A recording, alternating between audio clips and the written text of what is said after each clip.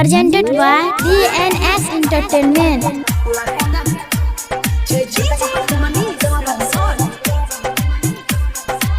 Presented by Neeraj Niwas Katauna. सुन सुन रे यारबा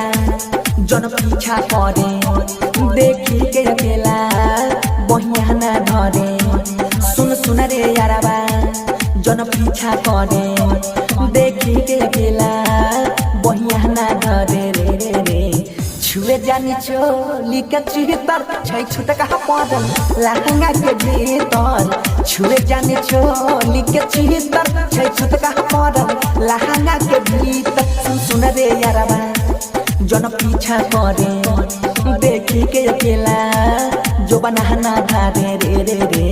छुए जानी चोली के चितर छै छुट का पड़ल लहंगा के भीतर छुए जानी चोली के चितर छै छुट का पड़ल लहंगा के भीतर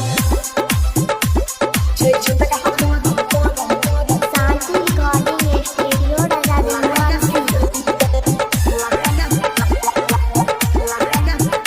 हाँ नाजुक उमरिया हमर छियै न गान रे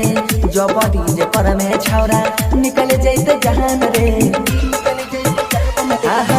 नाजुक उमरिया अभी छियै हम न गान रे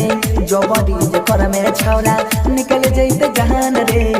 अधर्मी न सुधी न पवित्र छै छुट का पड़ल लहंगा के भीतर छुए जानी चोली के चितर छै छुट का पड़ल लहंगा के भीतर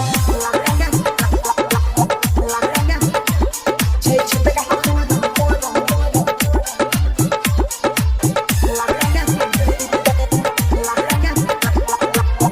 उछा दिन सबर परे देही में न सटरे छिए कमजोर नहीं इरादा पलट रे